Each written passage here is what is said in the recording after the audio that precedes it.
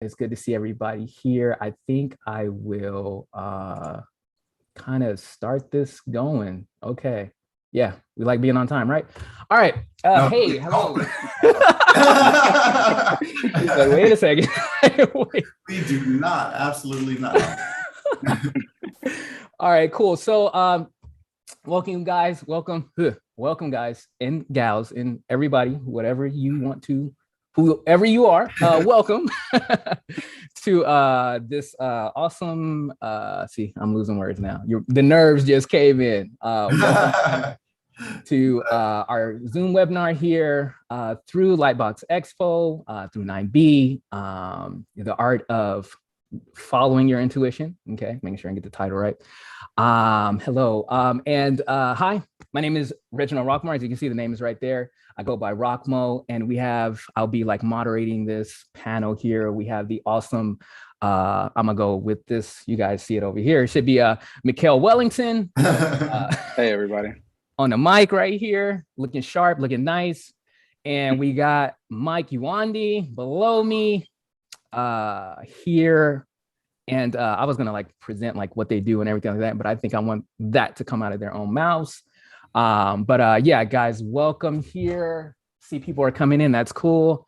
I'm seeing guys' comments, super dope. I'm gonna see them here and there and stuff like that. Oh yeah, real quick before we come in, before we start, I'm gonna say two things, and then you guys, the people that come in late, you know, like the people coming in the back of the room, like as they come in, tell them this. All right, so we are gonna have a questions and answer time, and we're trying to set that more for the end of the panel, maybe like 30 minutes before we end. So you guys can always, we have the question section, you guys can definitely write them in there so they'll be in the queue. Who knows, we might jump into them early. I may look through them and you know, instead of going off of my list, I'll go off of yours, but you know, you can put those in. And as well, just we wanted to do a live session with you guys, bringing you in to do those questions. You want to hear your voice like as if this is a real panel, you're in the back of the room or you're somewhere and we give you the mic, you know, so we want to bring that here, that good raw aliveness. So but just know that that's going to happen more near the end, so just hang in there, chill. And someone is calling me. Oh, the person that's fixing my car. With that being said about the questions, no, like please ask questions. We really want to hear them. I know a lot of times as artists, we tend to be introverted and shy and stuff like that. Yeah. And, a lot of times that can lead you to not having your questions answered. It's better to get them out. We're non-judgmental here. So we kind of want to hear everything you guys have to say, and like hopefully we can provide the proper answers for you guys. Absolutely. Yes. Okay, cool. Got that through. All right. There's also a poll too below. You guys can have fun with that. Answer that if you like. We would love to kind of see that as we journey through this time. So I'm pretty sure some good amount of people are here. Mm-hmm. We'll start getting into the introduction. I'm gonna swing it over to Mikhail. You're Sure. right over here. So who are you? What's good? What's going on? Hey, everybody. My name is Mikhail Wellington. I am a CG character designer at Netflix Animation. I've been there for about a year and a half now. Been working on feature films, television. It's been an amazing opportunity to get a chance to bring these characters to life. And I'm just happy to be a part of the panel with Mike and Rock. And, you know, one of the things that we talk about often is this idea of intuition and this idea of intent. So I'm glad that we have the opportunity to be able to talk about some of our own experiences and be able to share that with you all to help facilitate some level of clarity if there's any confusion about that within your own lives and within your own path. So I'm happy to be here. Yes, sir. Hey guys, my name is Mike Uwandi. I am a concept artist at Marvel VizDev, and I'm also co-founder of 9B. I've been going through the industry as far as animation, to video games, to now film, which I love. And I think a lot of the way I got here isn't just based on skill set whatsoever, but it's based on a lot of intuitive moves that I've made.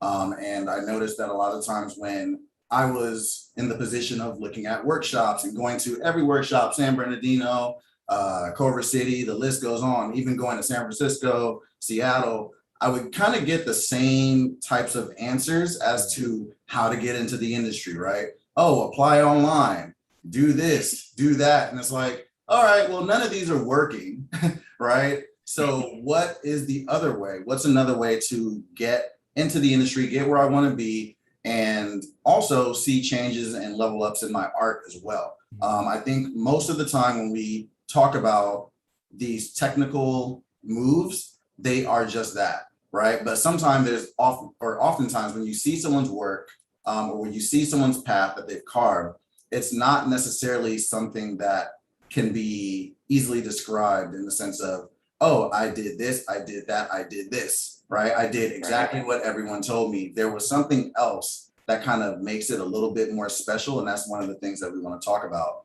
here today, because I feel like it's something that most people understand as far as the viewers, but the artists don't often talk about. They don't give those proper talking points. That's good.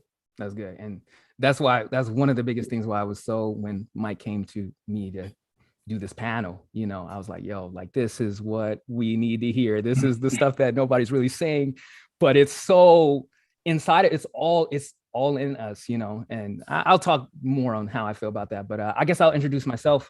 Reginald Rockmore, you can see the name right there. Also go by ROK-MO online. Okay, ROK-MO.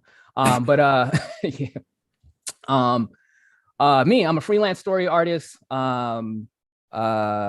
else? I love people. I also do a podcast, Rock With You podcast, which I do kind of stuff like this. So if you guys like hearing things like that, check that out. And also own a small studio too, Point Alpha Studios. Started a while ago. It's super small, guys. It's super small. Okay, but looking to you know, of course, work with 9B and do a lot of cool things, and just bring stories out there and bring people together to create content, things like that, and all that. So it's a little bit about myself, and yeah, I think we all pretty much got a little introduction of who we are.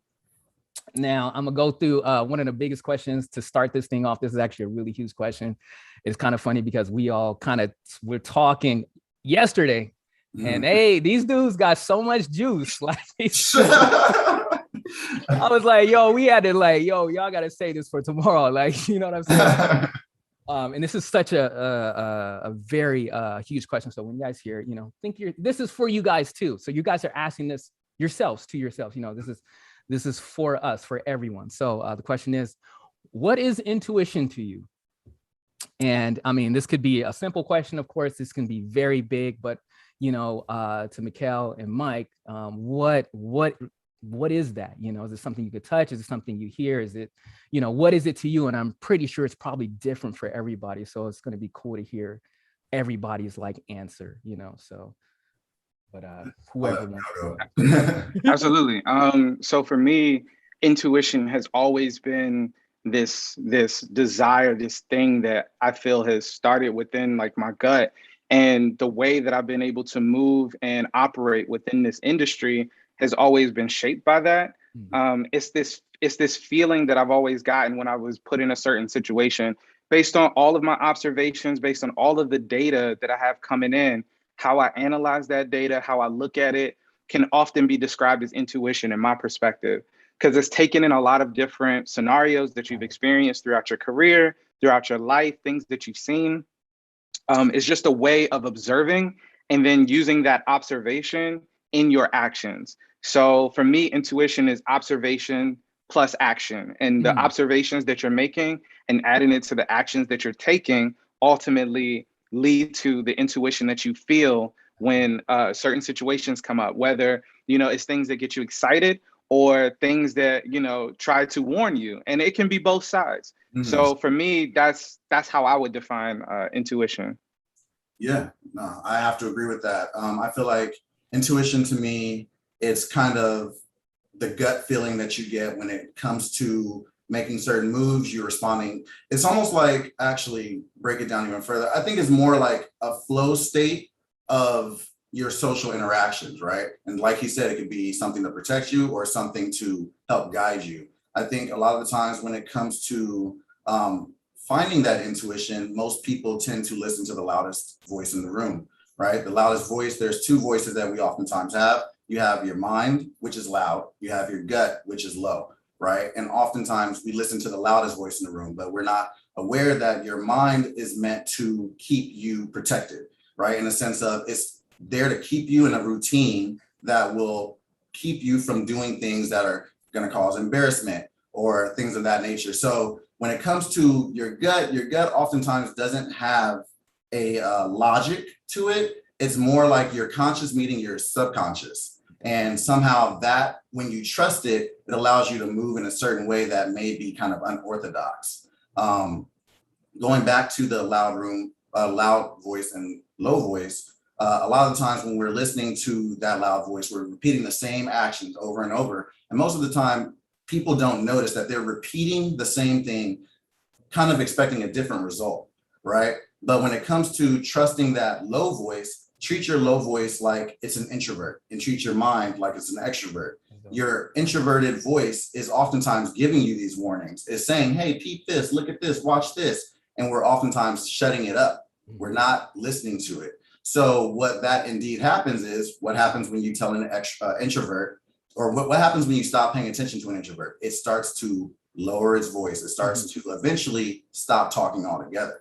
So a lot of times when people are saying, oh, I'm doing this thing, but it's not working out, or I'm doing this thing and it's not getting me where I want to be. Oftentimes it's not that the opportunities are not presenting themselves. It's that we're not listening. We're not paying attention to the patterns that are oftentimes right in front of us. You know what I mean? So that is the same thing with art. If you look at any type of art, and I consider music art, visual illustration art, boxing art, martial arts art, right? They oftentimes fall into the flow state. And that flow state is, you've done this thing, you live life so many years, so many days, you've gone through so many variations of events. And oftentimes we're not allowing ourselves to see the pattern of events to constantly move throughout, almost like shutting your brain off and letting your subconscious move you forward. Same thing with art. Sometimes we're so like bogged down by technique. But if you look at it, some of the artists who've been around for years and years, who we still give credit to today, have broken that. Picasso, Gustav Klimt, the list goes on, right? So a lot of times it's like, well, what is the difference? Well, it's not too different from them following technique, right? And then saying, you know what, I'm gonna break this. I'm gonna do something different. And then they do that thing that's different, no matter what other people are saying to them, and eventually creating a whole new style that lasts for years and years and boosts them to a whole nother plane. So that is the same thing when it comes to your intuition. It's the same way you should be moving in life, is letting your quiet voice be your loud voice, right? It's not too different from Zelda. I'm gonna always throw a nerdy reference in there. You know, you always have your character who's like, listen, listen, listen, right? And now, contrary, I don't listen to that voice on Zelda, but I listen to it in real life, right? So I'm like, shut up. But you have to listen to it, because it's always giving you all the tools you need to proceed and be where you want to be. Right. Ooh, super solid, man. No, that was super good. Yeah, because like I was, I'm asking myself, I wrote the question, so I've been asking like, yo, what do I think, But I mean, again, I like how, Mikhail and you, Mike, again, how you guys' brains think and how you've, I want to say, calculated to come up with what you said, And so many times my brain is like, yo, I'm like the crazy, like, yo, so I'm gonna go right now.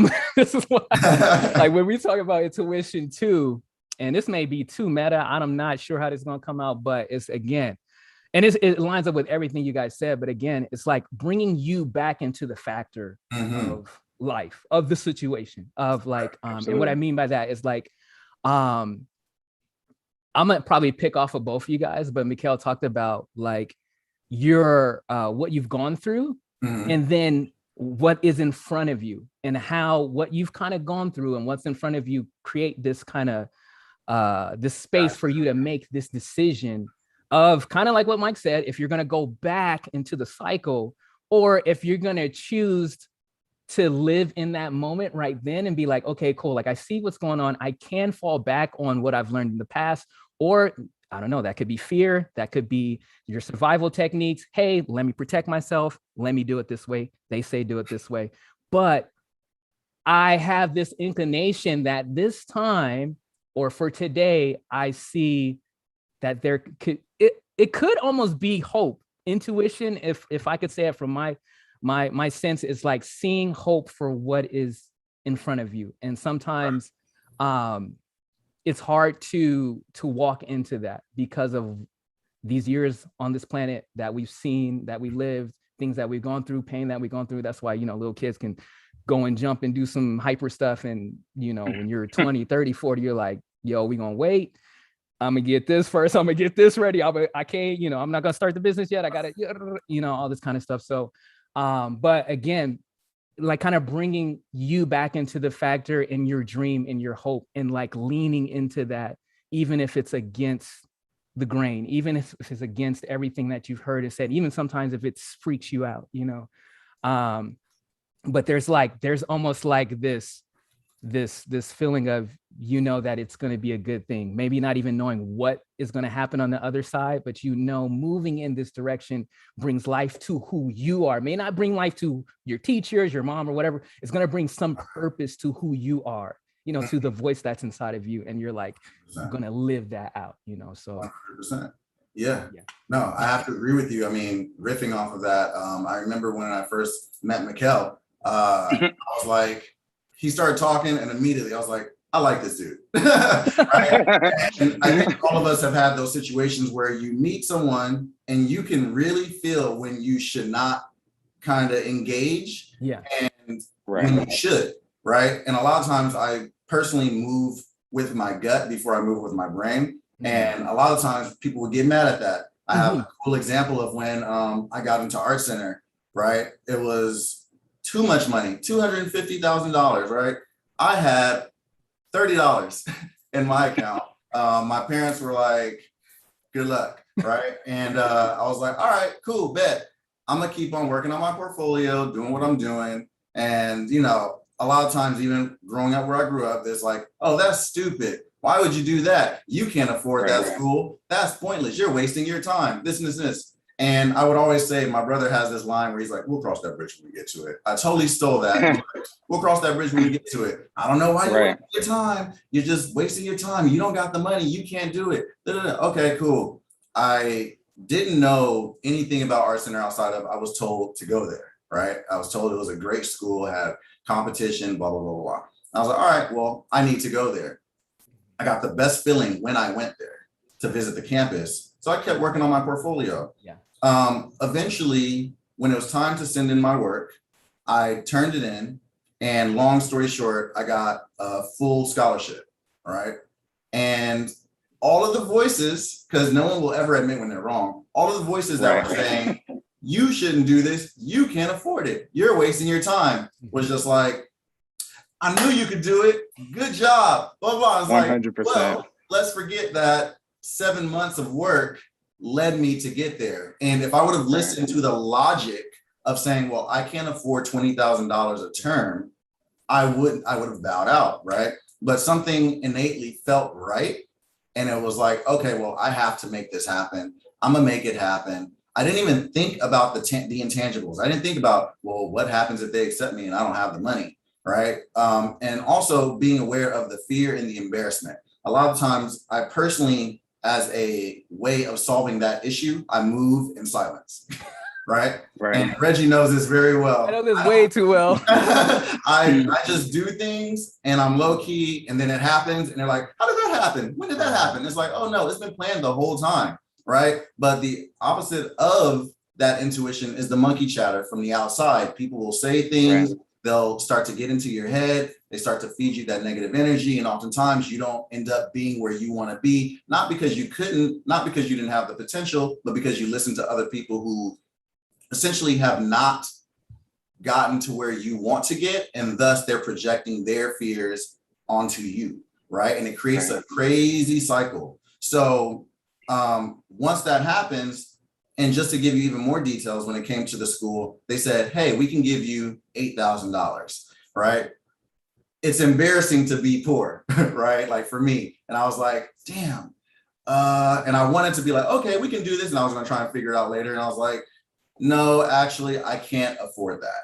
And then that's what led to eventually them saying, all right, well, we can give you a full ride, but you have to keep your grades at this, level. You have to attend this much, blah, blah, blah, blah, blah. So I think that that's one of those things we want to think about is you want to silence everyone else and listen to yourself.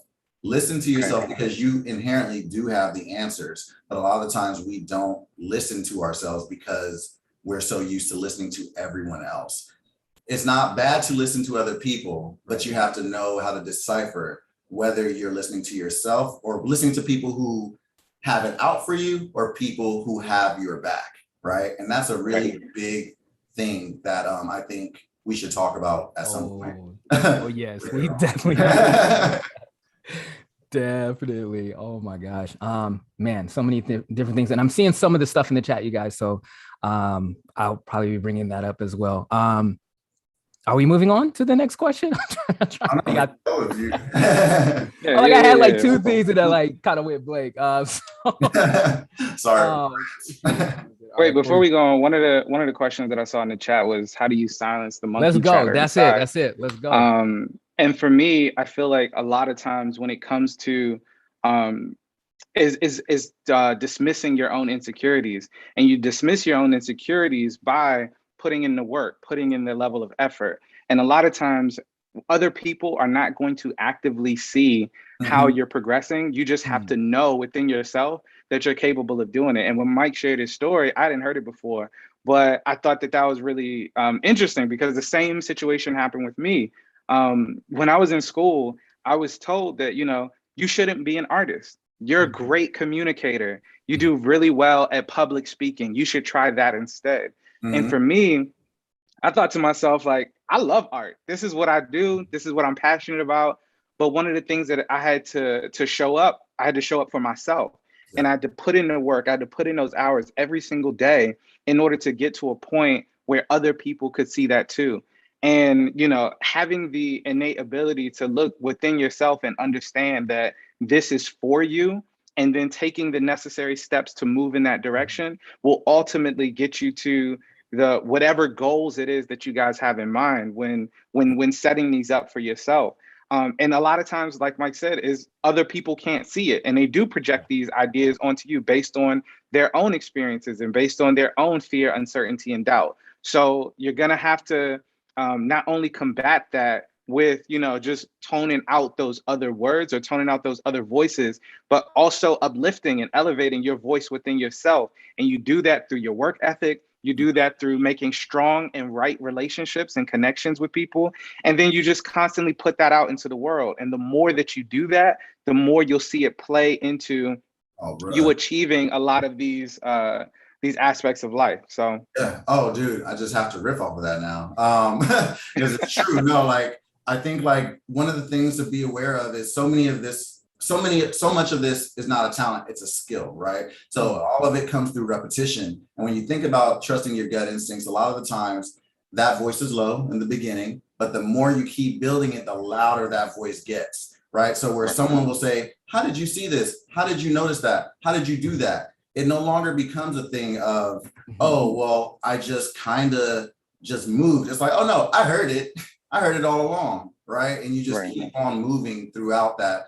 Like that voice silences your brain, right? Because you're now like listening to your gut instincts, you're reacting to things. Something else, even relating it back to art, once again, is something that would happen early on in my career was that I would work for smaller studios, right? And there was this crazy, unequivocal fear of me messing up, right? Which a lot of us get. And one of the big things was I would listen to my art directors at the time, and they'll say, do this, do that, do this. And it would be this crazy process of constantly trying to get things approved and moving like that, and also oftentimes failing, right? And it was one time, like I think it was my second job, where I kept listening to the art director and I got let go, right? And I was like, I was butthurt, I was sad, I was angry for a cool minute. And then I was like, all right, you know what? One of the big things I should have known was to trust my gut, right? So oftentimes when I'm producing an image, even now, is for work, that is I'll sit there, I'll listen to the art director, I'll listen to the person who's saying what they want, and then I'll do a version of what I want. right? And what I would see is that what I want would oftentimes get chosen all the time. What does that do, right? It builds confidence. Right. It builds an unwavering confidence that can't be broken from the outside, right? A lot of times when people say they're confident, you see them boasting, walking around with their chest out, being loud, the list goes on. That's not real confidence. Real confidence is silent, right? So when you're moving and you're beginning to trust yourself more and more, that's when you get into that era where, or that part of your life and of your career where you no longer truly feel like you don't deserve to be there. You're not trusting in where you're at, you're trusting in your potential. You know what I mean? And a lot of the times people can't understand that you're seeing into the future. You're not seeing where you're at right now. You're always looking ahead. So that's one of those things like to just keep in mind when you're working, as well as when you're dealing with things just outside of art even, is to have that, build that confidence by doing things that other people say you shouldn't or you couldn't do, right? If you feel you should do it, keep moving forward and prove them wrong, but also don't move forward in the wrong, or don't move in the wrong direction, because that's right. So. Dang. All right. I'll be like, oh, be taking those in real quick. And man, I had something to say too, and hopefully it gets into what Mike and Mikkel were saying. But also wanted to just say this real quick, like it's okay to be wrong. It's okay to, like, because that's human. It's okay to be wrong sometimes. And I'm a very open person. I put my business, kind of put my business out there or whatever, but this is just like a personal thing real quick. And it alludes to how we were talking about your circle or the people the voices, other voices that are besides you. Like for instance, say has nothing to do with art, but I'm pretty sure us as humans go through this. I really, like a while ago, I like this one girl, right? Like a lot, right? And in my intuition, I'm like, yo, like, this is it. She did this, she said that, this happened, boom, boom, whatever. Like, yo, like, this is the one I'm gonna, and I was wrong. Yes. Oh my gosh. Yeah. Oh my God. But what I had to figure out that it was okay. I read things wrong. And that is okay. But also too, if I look back and if I could really listen to, I wasn't fully looking at the thing correctly. And I was thinking more on the pressures of the outside, like, yo, I want to hurry up and get a girl. I want to hurry up and do this. I want to hurry up and do that. So this, a lot of things were making decisions for me without like my full heart being a part of it. And I think, dang, that's cool. It just came up to me. But sometimes we're making decisions kind of without our real full heart, without that real full peace. And we're doing things because, the algorithm told us to do it, or like, culture tells us to do it, whatever. Okay, this adds up. And I'm so glad it didn't work out. My life would probably really suck and I probably wouldn't be on this panel right now. But, also having the right people, like, and also side note, me and Mike, we go way back. We go back 6th, 7th grade. Yeah. Super back. Long time.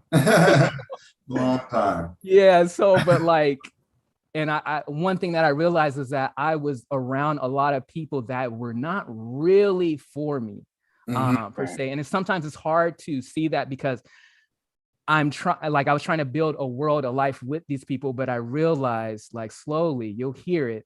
You'll know when you come back from hanging out with people, like either stressed or just like, did I say this right? Did I do this right? You're walking on eggshells. You kind of got to start, checking yourself, checking how you feel. You should not feel that around people you love, At least you shouldn't be hanging around these people and know how to distance and have those boundaries. But I think all that helps to get the chatter out,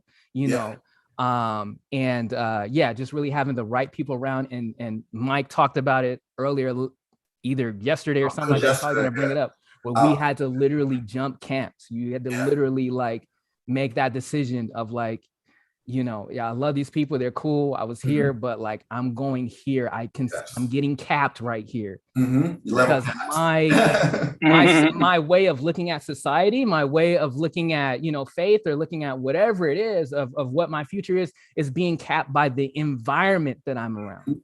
So I had to like take steps, I was taking small steps because, sometimes I'm like, dang, I don't want to hurt no one's feelings. But, yeah. I was like, I had to take the steps because there's still something in me. And I'm a man of faith that I believe God was like, yo, I have so much for you, and you can feel it. You knew it. You know it when you were like 3, 4, we all know that we're actually special. We know that, like, it's the driving energy that we're living off of.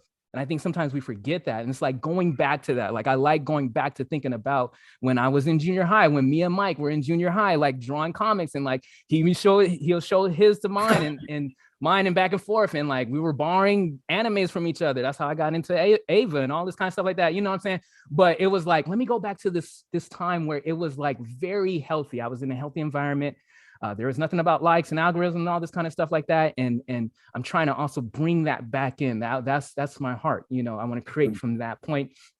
And also, starts to create the environment of who I'm going to hang around with, to feed into that. And we feed it back into them, being giving and respectful and wanting to see each other doing well, with what is in their heart, not what we think they should be doing, but what's in their heart, so.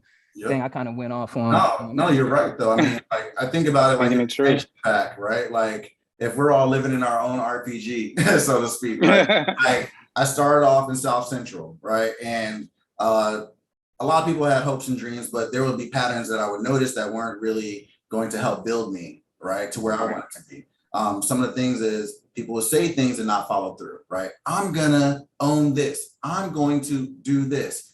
And they would get a lot of the endorphins by simply saying it, and people being like, yeah, you got it, man. You got it. Yeah. And then they'll stop it. They'll just drop it. There will be no follow-up of like, hey, did you actually do that thing? Right. Did you actually move forward with your goals, right? And so that's one of those things where I personally would keep that stuff to myself, not only because I knew people would downplay me and talk down on where I wanted to be in life, by saying, that's stupid, that's foolish, you can't do that. There ain't nobody people doing this. Right. It's one of those things where it's like, okay, I think I had this talk with Reggie a long time ago where I was like, I know if I go and proceed with doing art and going as hard as I know I need to, I'm going to lose all of my friends. Right. And it's one of those things where it hit me like a ton of bricks. And I took so long to actually make that move, not because I didn't have faith in myself, but because I was afraid of losing the people who I thought were for me. However, like Reggie said, we've known each other for a long time, put it like that. And we've known each other for a really long time. And he stuck around. My big brother, Brandon, stuck around. A lot of people who you think who are really for you will stick around because they understand. And the people who weren't meant for you will shake themselves off. You can't fill your closet. You can't add new clothes to your closet if it's already full, right? So oftentimes those people will shake off, and you'll start to expand your closet. You started off wearing raggedy clothes. Now you're wearing dope ass suits and tuxedos. You're replacing those things to build yourself and become a better person. So in the industry, it really helped that I no longer have those friends, because those friends would take me out and say, oh, we need to go and party. We need to go here. We need to go there, when I actually needed to be focusing. Right. And I think a big part of that also is the intuition within yourself. A lot of times for myself, I wouldn't apply to certain jobs if I could put my work next to someone working there and say, oh yeah, I'm not even close. I just will keep on working on myself, building, because like Reggie mentioned, there's a little bit of angst when it comes to constantly moving and you want to hurry up and get somewhere. And a lot of it has to be reserve yourself, calm down, look at it for what it really is. When you look at where you want to be, are you at that skill level yet? If you're not, then what do you need to do to actually get to that place, right? Are you asking the right people the right questions? Are you having other people look at your work? Are you able to look at your stuff and say, I'm almost there? What is the difference between you and them? And that's another thing. That's not even intuition. It's more so that's where your logic kicks in, right? So I personally feel like, similar to how they describe art, where they say you learn all these techniques and then you break it. You just abandon it. It's not that you're totally abandoning it. You're learning these techniques so you can be in a flow state to create these pieces. And then you use your logic or your technique as a fail-safe to correct the moves that you made in that piece. Same thing goes in your life. You're not having to always think through things so logically to where you're stifled, because what will happen is you get analysis by paralysis and you end up never doing it at all. You know what I mean? Dope. All right. I'm gonna go look at this list because I'm like, yo, like we're hitting so many different things that we're, these questions that I have. So I'm like, I think one of the cool things though, I think is Mikhail touching on how he got into the industry. I think that was a powerful story that I think more people need to hear. For the bigger point of, we mentioned earlier, a lot of people tend to go to these workshops and they say the same thing. Work on your portfolio, do a turnaround, right? Do this, do that, and you do it all, and then you show your work to those people, and they're like, all right, cool, you'll make it. And you're like, yo, can you give me a job? Like, what is it that's missing? And I think that Mikhail's story is very similar to my own as well, where following your intuition can actually help you land to that place that you want to be, and peeping game and seeing all the things that are happening around you and then reacting to those things in the intelligent, best way, efficient way. But I think when you say something like that, like it reminds me of a moment in time where I made a conscious effort, I made a conscious choice to stop being reactionary and start being proactive. And during that period of time, it was like, hey, whatever jobs come to me, that's the job that I'm gonna take. I was very lax in terms of how I was applying. I was very lax in terms of how I was approaching my portfolio. And it wasn't until like I had this moment, it actually started from the shift from, I played Destiny, right? So I'm a huge gamer, you can tell from the headset. I'm a huge gamer, and I had an opportunity to play games with this group of guys from Iowa. And in playing this game with these guys from Iowa, one of them had aspirations of being an artist. So for me, I was like, oh, that's cool. I'm starting in this industry and it's really awesome and it's really great. But I found myself not putting in the level of effort that I knew I needed to get to where I wanted to be. And when I would see this kid, he was absolutely killing it on all fronts. He was coming up with his own stories. He was writing his own content. He was, creating his own storyboards, creating his own characters. And for a brief second, in my mind, competition-wise, because I'm a competitor, I used to play Halo competitively. I would travel across the country and compete in Halo 1, 2, 3, Gears of War 1 and 2. And for me, I was like, naturally, I was like, I can't let this kid beat me. Like, this guy is absolutely crushing it. But one thing that I learned about myself is that if I don't apply the level of effort that is required to get into these positions that I've always dreamed of, that I've always thought of, then it would for sure pass me by. But not only did I have to take the level of effort to put into the work, but I also had to believe in myself that I was capable of achieving it. And then to Mike's point, coming out to Los Angeles and pursuing this path into the world of animation, I was previously at a game studio in Maryland, and we were making educational games for kids, and I could see myself retiring there. And that was around the same time that I felt this, inability to act. I was very reactive. So when I come into the studio one day and the CEO says, hey, everybody, you guys did a great job on our latest project. I'm so proud of all of the work that you guys did, but the entire art team is now fired. So for me, I was like, oh, snap, like, what am I supposed to do now? Like, how am I supposed to move forward?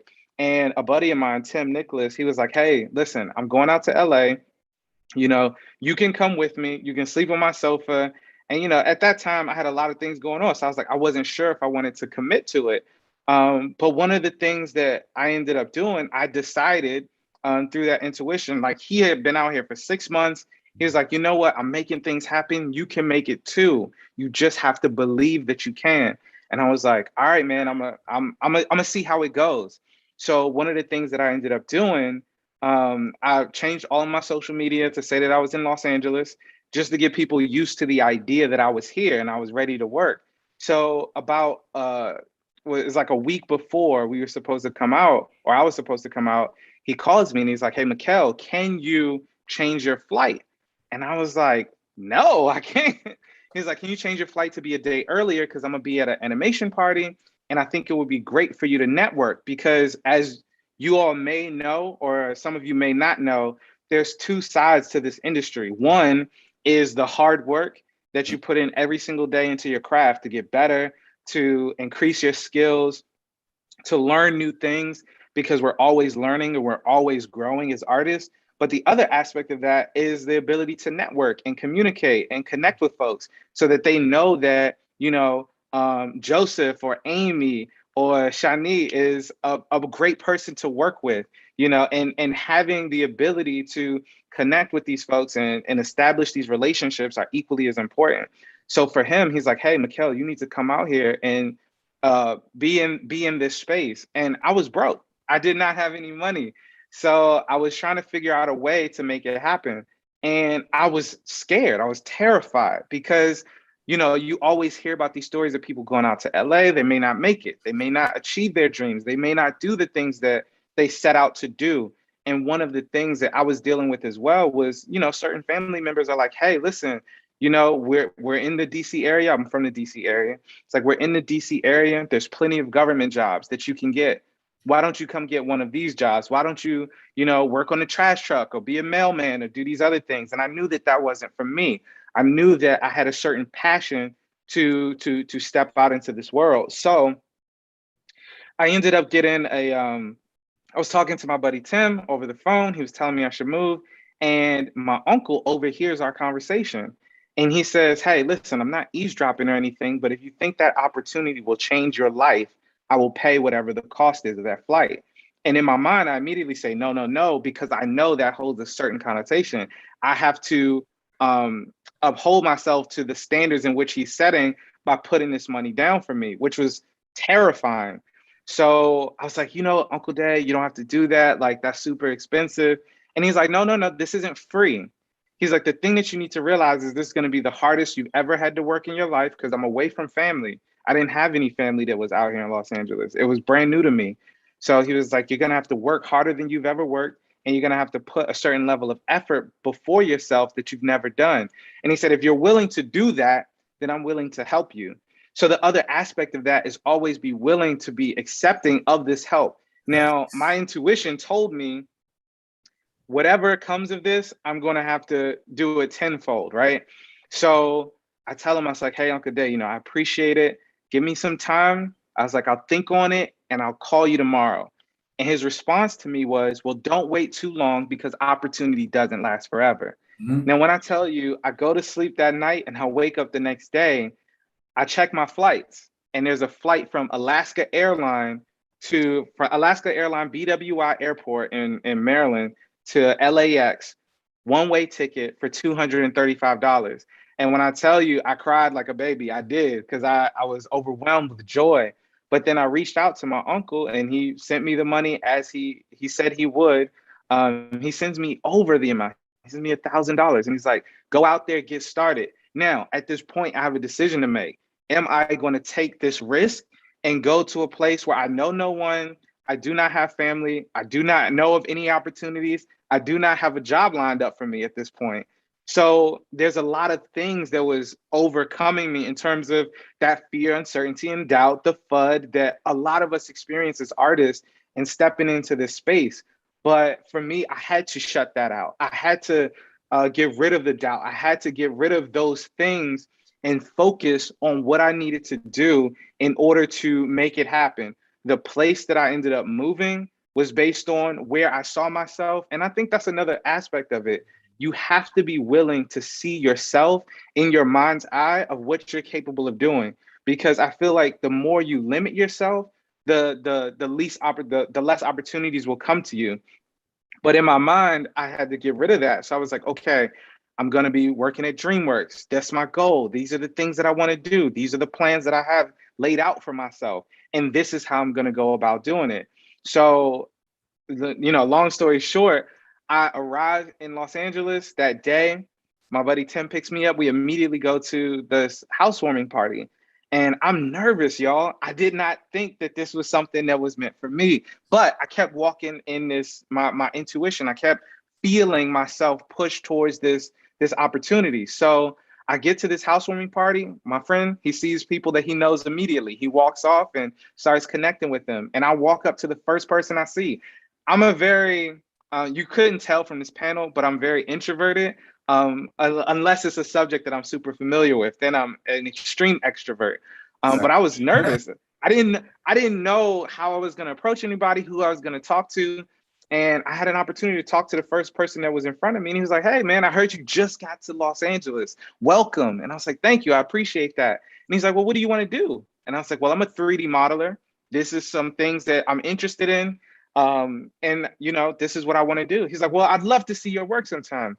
And I said, "Well, you don't have to wait very long. Here's my work." And I show it to him on my phone. And he starts going through my phone and he's looking at it. And he's like, "Man, your stuff is really good. You want to work for Pixar or Disney or DreamWorks?" And I was like, "Actually, I attended Lightbox Expo last year. This was the first year that Lightbox was around." And I said I had an opportunity to talk to a recruiter from Netflix Animation. And honestly, after that conversation, I think that that's where I want to go. They're on the ground floor of doing something amazing within the space of animation, and I want to be a part of it. And in that conversation, he was like, "Oh man, no doubt, no doubt." And he hands me my phone back and steps in my personal space. And I'm from DC. And I was like, "Bro, you're a little too close. You might want to back up." But in that moment, he whispers to me, he's like, "Hey, I just want you to know, my wife is an artistic recruiter for Netflix Animation, and I'd love to connect you." And opportunities like that cannot happen if we're constantly putting our fear, uncertainty, and doubt ahead of our own intuition. So I say that to say, listen to the voices that you have within you. Listen to those internal experiences to help guide you and push you forward. Because the more that you're willing to pour into yourself, the more that you're willing to put into these new experiences, it'll only propel you forward in terms of where you want to go and where you want to be. And I know, because I'm fresh into the animation industry. I've done games, I've done government contracting, I worked in fast food, I've worked at Ruby Tuesday, I've had a lot of these different jobs. I worked at ADT doing home security systems. I've done a lot of these different aspects, but I can tell you right now, from somebody who's fresh into this industry, everyone here has the opportunity and the chance to go into your wildest dreams. You have to see it in your mind, you have to perform it in your actions, and you have to observe and analyze the things that you've experienced and the things that you've seen other people experience that ultimately influence your intuition. And the more that you do that, the more opportunities you'll see come your way, and different things will be able to manifest within your life that you never may have witnessed, or you may have never have thought that could be possible. But I'm here to tell you all today, as someone who's fresh into this, it is possible, and all of your wildest dreams can come true. 100%. 100%. Yeah. I feel like I said, like his story is so similar to my own. And it was one of those things where you kind of have to break the mold, kind of trust yourself, look at the situation and say, all right, well, you know what?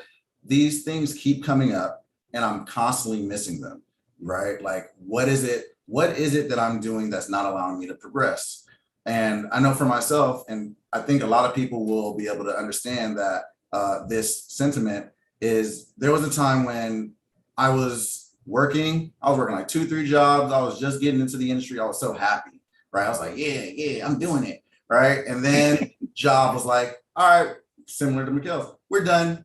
And I was like, all right, cool. Like, I got these 3 jobs. They all dropped out. Something's going to come, right? No. Like, for the longest, I was waiting for like 4 or 5 months, right? With not enough money it was getting to a point, not enough money to even pay rent. I had 1 more month left and I was falling into a deep, deep, deep depression, like crazy. I am not someone who's struggled with depression often either. And I was going through it. No one would quite understand. They're like, oh, you know what? You can do it. You'll be fine, right? And it's like, F you. That's not what I need to hear right now, right? Like, I need to figure this out. And I would message people on LinkedIn. I would send these messages. And the crazy thing is, this is getting into pattern recognition. I would message people and they'll be like, oh, we love your work. Give us a call. How about we set up a call on Monday, right? Monday comes, I'm waiting for the calls.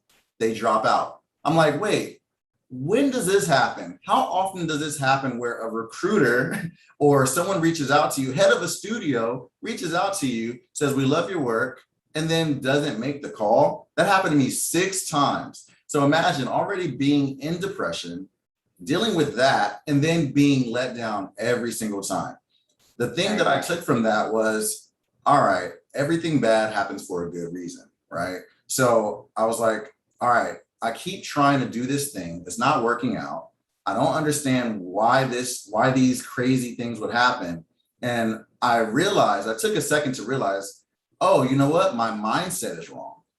I literally went in, rewired my mindset, and was like, I need to take a bigger chance on myself, right? I stopped going on Facebook for the longest. I was feeling like I was getting jealous. I was feeling all these emotions that I'm not used to feeling. And I was like, I need to go to Comic-Con. And bear in mind, I know that Comic-Con, you have to get those tickets so far in advance. This was like literally the week of. I'm like, I'm going to Comic-Con. I started saying it. I'm going to Comic-Con, right? No one is not necessarily true yet. And I go online.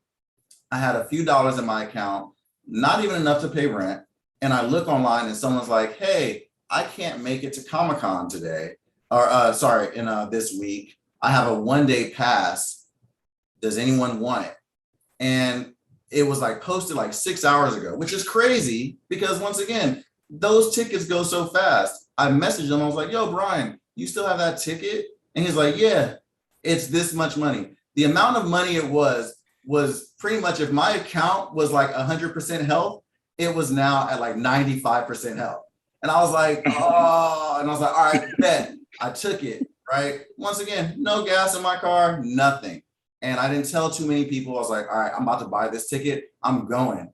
I started to, no lie, guys, I started to repeat mantras to myself on my way to Comic-Con, thinking something's going to happen. It's going to work out. It's going to work out. The whole time I was repeating those mantras, it was more so to start to kind of evoke positivity into myself rather than trying to get rid of the negativity that was in myself. And I'm halfway there and I was like, damn, like, I don't know what I'm gonna do because there's only have a 1-day pass. Like, what am I going to do? I know I need to talk to so many people. There's so many events, blah, blah, blah. I looked at the whole list. I knew where everyone was gonna be at the moment they were gonna be. I broke it down, right? I left, headed there. Then I get a call, random ass call from a friend, Rochelle, who luckily works with Bobby Chu. And she messages me and she says, hey, how far are you from Comic-Con, right? That's a 2-hour drive. I'm already on my way. And then I was like, not far at all. And she's like, okay, good, because Bobby needs help with his booth and we would like to know if you would like to work with us. And I was like, hell yeah, I took it. And she was like, at that time, she was like, yo, just to mention, he's going to be able to compensate you with a 4-day pass. When I tell you, I took that pass and ran with it. I went so hard because I knew this is the chance that I was looking for, right? You're now in front of the people you need to be in front of, and you can't half step, no pussyfooting. You have to go all the way when these opportunities present themselves. So I was working hard for him, but at the same time, I was making sure on my breaks, I was like, all right, 15 minutes. Hey, Bobby, can I go and talk to this person? Can I go and talk to that person? And I started making these connections so easily. It was like it was meant to be, right? And I was making these connections so easily. And I remember saying, how come when I applied to a job of a lower quality that was out in another country, the door closed? How come when I tried to apply to this thing, the door closed? Like, you would think, if we're going by logic, the jobs that I was getting offered from Weta and from things like that, compared to some of these smaller companies, you would think like, oh, if this small company doesn't accept you, this big company definitely ain't gonna accept you, right? That's the logic, but that's not what happened. What happened was all of those big companies were like, yeah, oh, we love your work, blah, blah, blah, passing my name around, things like that. And eventually I got to, Bobby also invited me to a dinner where there was like a whole bunch of artists. And instead of trying to pimp myself up, I was trying to receive game. I wanted to hear all the things that the older artists knew that I didn't know and what my stuff looks like to them, right? And they gave me some great advice. I go home every day. I would drive 2 hours back and then 2 hours back to the convention for 4 days, exhausted beyond belief. When I got home, the very week, a week before my rent was due, I got offered a job to work on a film really quick. It supplied me with just enough money to pay my rent for that following month. And I remember being like, damn, wait, my positivity made that happen. It wasn't anything else. It was also me not following the logic of, well, you don't have no money, so you shouldn't make this move. It was me trusting in myself 100% and betting on myself 100% and knowing that I've invested a lot in myself prior, right? Whenever you put money into yourself, not money in a sense of finances, but money, time, things like that. Time is our only real currency as humans anyway. Like when you put that into yourself, the universe will meet you halfway, but you have to just be willing to accept it, acknowledge it, and move forward with it. And so that was one of those lessons that I learned. I was like, oh shit, like I have to be aware of all of these things that are happening because I've ignored time and time again these amazing opportunities that have come past me and I just let it pass. Maybe because of fear, oh, I'm not ready yet, or because of me just doubting myself or listening to other people. If people are not in your corner, if they don't really want you to proceed in life, they will hold you back. And so that was one of those big things is keeping it to myself. Oh, I see a question. I want to answer that. How were you showing your portfolio back then? Phone, tablet, print. That's a really good question because there's a part to that. There's, I would oftentimes show my work on a tablet, iPad. And once again, I invested in myself, right? I was like, everyone's doing prints. And I remember someone showed me their iPad and I saw how vivid the work on an iPad. So essentially you're showing your work at its best when you're showing it on an iPad. Apple, good job with the screens. And I was like, I don't have the money, but I'm gonna buy an iPad, right? I think at the time it was like $1,100, something like that. I didn't have $1,100, but I did it. And I would show the work, and I can even say to myself, when I would show the work, it would look way better than what I was seeing on my own screen at home. I was like, damn, this make my stuff look good. But it was an investment on myself. And what ended up happening is people would be amazed and then move my name forward. Now, to push it even further, when you asked that question, there was a point where I knew that I was going to an event where it would appear sloppy to, walk around with your backpack and having a whole iPad on you. So I made sure to log into my portfolio on my phone.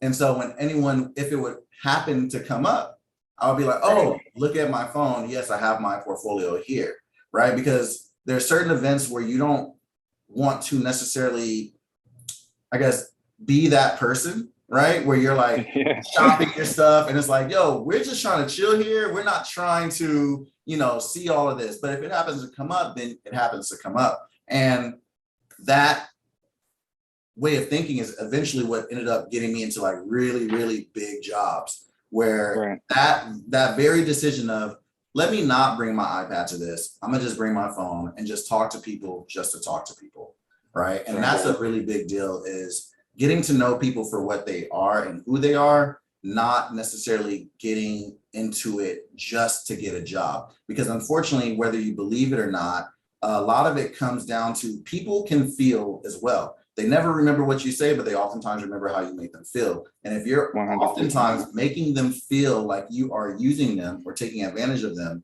you will not sit right with them and they will not look out for you. They will not hook you up. So get to know people when you're networking, just like word to the wise, network is just making friends, right? Just be friends with people.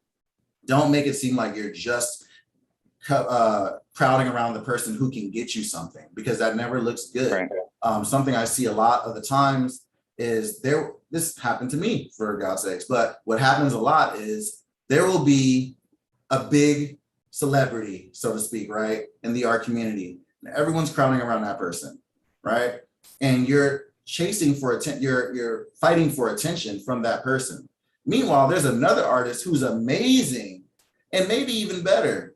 And you don't notice it because you're not keeping your eyes open, right? And you're just following the celebrity rather than the skill, rather than the person who would actually look out for you. So then that's a missed opportunity that happens a lot. Absolutely. Where you need to be aware of just simply making friends. And then someone will be like, hey, you know what? I actually work for this, similar to Mikkel. He was just talking, right? He just having a conversation. Was having a normal conversation. And then that guy, and him in his head most likely was like, you know what? I actually like this guy. Hey, just to let you know. And that's how you move, right? Be friends first, business partner second. I think the other thing to that as well, based on what Mike said, is not only did he have the ability to invest in himself to get this iPad, I had to do the same thing. I could not afford to keep this iPad. I had to return it. So the moment that convention was over, I had to take it back to Apple. But I think in order to do that, because I don't want it to be like a technology thing, but in order to do that, Mike, as well as myself, had to have the work in order to showcase. So it's putting it like it's the other aspect of that. It's putting in that level of effort. It's putting in that level of work to have your work be on display. Because if you're not constantly creating, if you're not putting things out there, if you're not getting feedback from your peers, one important lesson that I learned during my graduation at Animation Mentor, we had Dean Dublow, who is the director of How to Train Your Dragons, or one of the co-directors of How to Train Your Dragons. One of the most important lessons that he said to us during that graduation class in 2011 was, when it comes to the people that you decide to network, he was like, it's great to network with us. You know, we're considered to be the big wigs in the industry, and that's important. However, he said, what I want you guys to take away, more importantly than that, is how you connect to each other, because you guys are going to be the next directors, the next creative executives, the next producers. So it's important to not only network with us, but also to network with your peer group. And that's something that I really took away from that conversation. Two things I wanted to mention. I saw two questions. One of the questions was talking about how to connect, how to network within the pandemic. And I have a great advice for that. And the other question, which I want to touch on right now, is is from Omar. And Omar says, how do you decide what a good and bad intuition in a limited amount of time? Like if you have to make a decision immediately.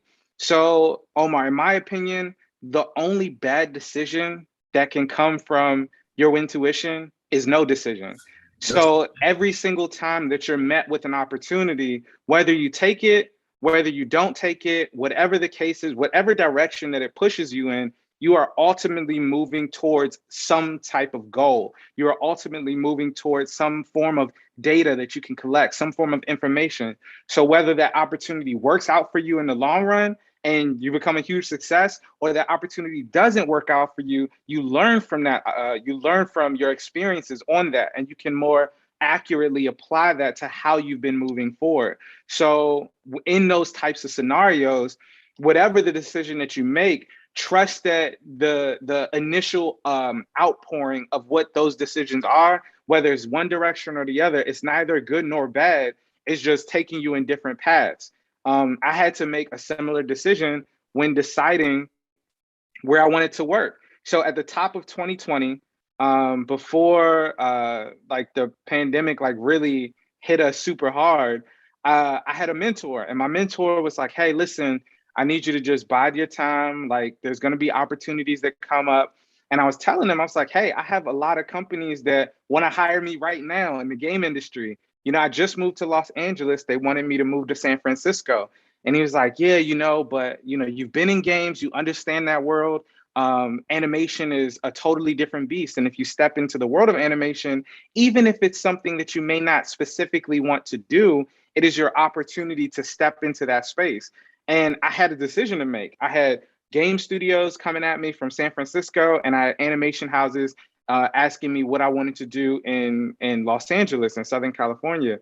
And I went with one of the decisions. Now, like I said, it's neither good nor bad, but the opportunities that came from that decision is me sitting here talking to you all today. So I think that there's different things that we can learn about the decisions that, we make and the decisions that come up. But ultimately, the only wrong decision is being indecisive at all. So the more things that's brought to your attention, the more things that you expose yourself to, the more you learn. And like I said previously, you're able to pour into yourself to then give to something else. The second question was, how do you network within a pandemic or network within, this global situation that we're dealing with? And for me, one of the biggest things, I was on a project called Wendell and Wild, which is a Henry Selick film. It's directed by Henry Selick, co-written by Jordan Peele. And I was transitioning to a new team on Netflix called My Dad the Bounty Hunter, which is going to be phenomenal. I can't wait for you guys to see it. But I was transitioning to that team and I realized, like, man, it's just a really lonely feeling sometimes being a modeler, only interacting with the director, but having an opportunity to switch to this new team, I got a chance to like talk to different people every single day. Like we were on Zoom all the time. My previous job, I'd flown out to Oregon, made a split decision to do that for a month, learn the process, and then came back. However, when I came back, one of the things that I decided to do actively was to connect with those around me. That was it. It wasn't a sense of looking for a job. It wasn't a sense of, getting to know like the higher ups within the industry. I wanted to know if people felt the same way I feel. And it felt as lonely as I felt in certain situations when it comes to creating this artwork. So one of the things that I did when I started on this new project, I went to the employee directory.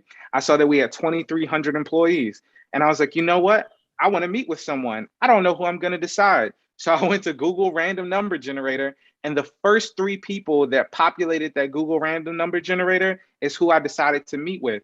And I've been doing that since October of last year. Now, every single week, I've met with at least 3 people just to get to know them and find out about their process, how they got into the world of animation. And I tell you guys, like, I am not kidding.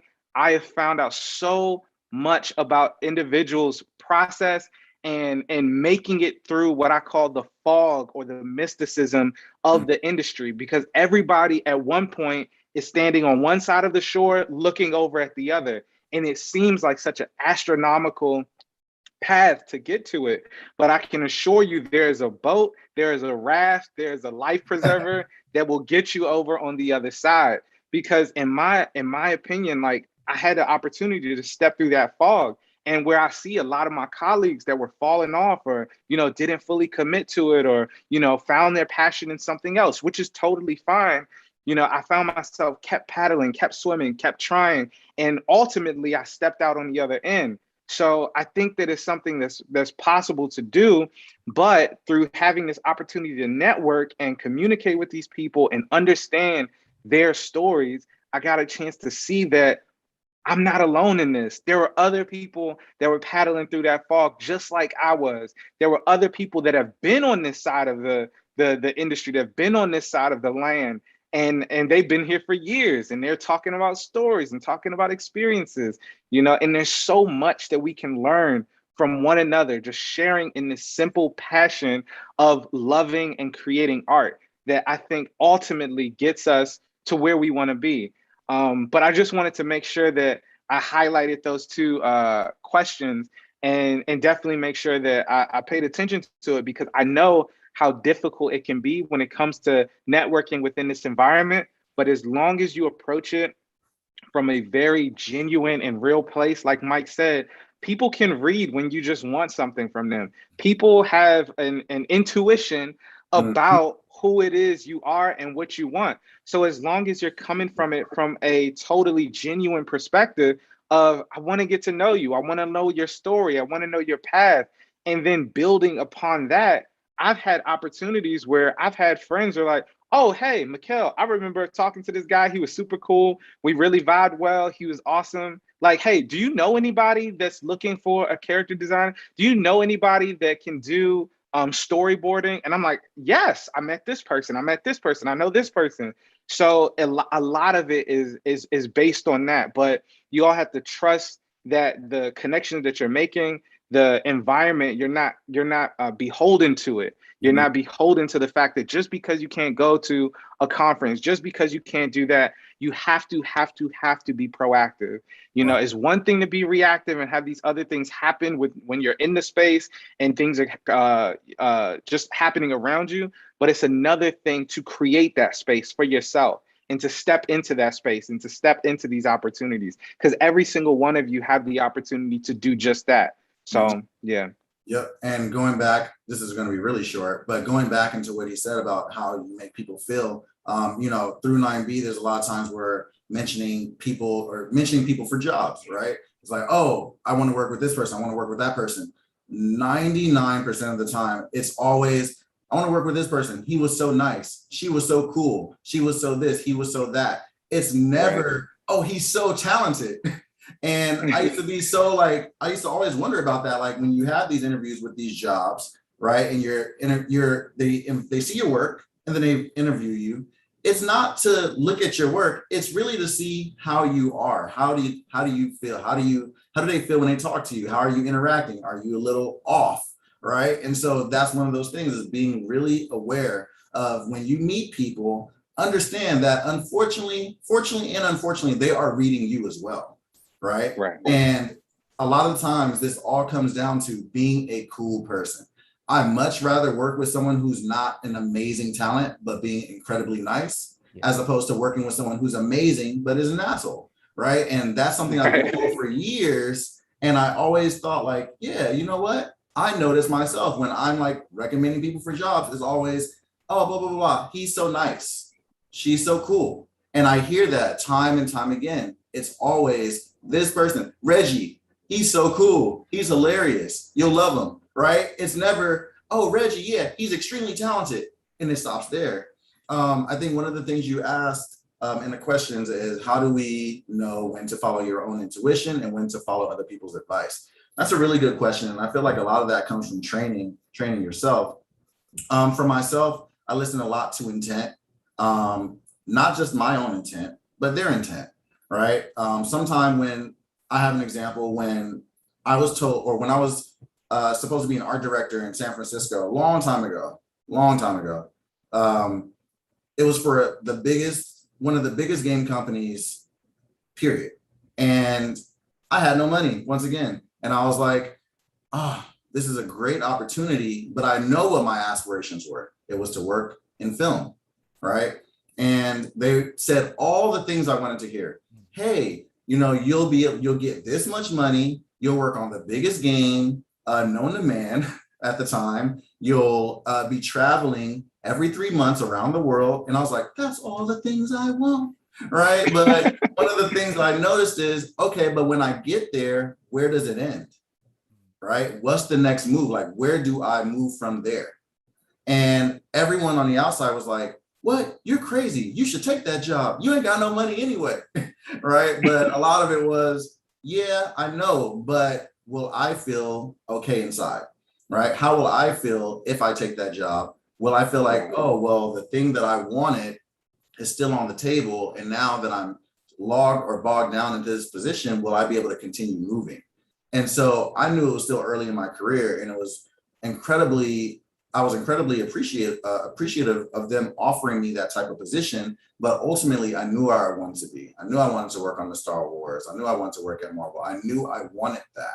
So it was moving with intent and recognizing that, hey, this is an amazing opportunity, but it's unfortunately not for me at this moment, right? And oftentimes when you're listening to other people and they're giving you advice, you just have to also be aware of their intent, unfortunately. I've seen it, I've been through it, we've all gone through it, where someone who is amazingly talented and you look up to them doesn't necessarily, everyone wants you to be doing good, but not better than them, essentially. So you have to be aware of those types. And the other types who are saying, no, I want you to be better, because this is a slingshot theory, right? Where the farther you get, I will catapult myself to also be further, right? A lot of the times I was with my best friend, Drew. He's a big dog in animation, and we would secretly work together all the time. Though we're in two different fields. He's in animation, I'm in live action and games. And he was an amazing light artist. and I would do design stuff. And we're both huge fans of fine art. And oftentimes the pairing seems ridiculous, right? But a lot of it was, I would show him my work and he would be like, I think the lighting could be better. Or, oh, I wouldn't make that move. Or I wouldn't go to that event. And same with him, because I knew that there's always healthy competition, which is cool. And then there's competition where they want to completely destroy you and drag you down. You have to be aware of the people who want to drag you down, and also be aware of the people who want better for you, because in turn, not only is it them looking out for you, but they're also looking out for themselves, right? I want Reggie to be better because we are an ecosystem. The better he does, the better I do, right? And the better he gets, the better I will get, right? So you want to keep that ecosystem going at all times. It's not supposed to be one of those things where people are dragging each other down to get on top. That never ends well. I can promise you. I've had that oftentimes. There's been people who have brought me down, and I'm like, oh, you literally use my shoulders to get to a spot, and then you abandon me. But then you get right back on the side of them, or even above them in a social or in the career ladder. And then they come back to you later. And it's like, well, you remember what you did, right? You burned that bridge. So be aware of those types and know how to move in that regard. But I think a lot of it is building that muscle on a smaller scale even, and being like, okay, well, does this person want more? What does this person want from me, right? Is it something bad? Is it something good? Do I get a bad feeling when I talk to this person? Being aware of those things are really important. And I think that we should all like constantly like move like that, but not always looking out for it in the sense of, I'm not just talking to people and being like, what is this person looking for from me, right? Like, it's one of those, it's a feeling. It's, do you feel uneasy when you speak to someone? Oh no, keep going, keep going. Oh, okay, I thought Mikkel or you. No, I was like, yo, like this is I was just that listening a million times, but I think a lot of it just comes down to that. A lot of it is based on feeling. There's people who you know are always looking out for you, right? And it's a simple thing. Someone just reaching out to be like, hey, I hope you're good. I haven't talked to you in a long time. Blah, blah, blah. Those are the people who are looking out for you. If someone is only reaching out when you have an opportunity coming up or when your name is coming up in the whatever, those probably aren't the ones who are going to be looking out for you or looking out for the best in you. So you just kind of have to look at those signs and kind of peep game and move accordingly. But you know, I always say it's not a bad thing to be used, it's a bad thing to be taken advantage of. And, you know, when it comes to your friends, when it comes to those things, a huge part of intelligence is being resourceful. And so, yes, use your resources, but don't take advantage of your resources. Right. Nice. Oh man. Dan, y'all was going. So many things in my brain. Real quick too, you guys, I believe we have like about 10 more minutes unless we can go extra, but I want you to make sure everybody kind of gets their questions in. If anybody wants to get on a mic, you know, we can, you can raise a hand and you should pop up on this list and I can, you know, allow you to talk, you know, if you want to speak your question. We talking about networking. Hey, it's a great opportunity to network, right? All right, cool. Absolutely. So matter of fact, let's test it out. This is my first time. Let me test it out. Omar, I got you right here. I'm going to pull you up. Okay. So, yeah, you're in the building, Omar. Hey, how are you guys doing? Great. Pretty good.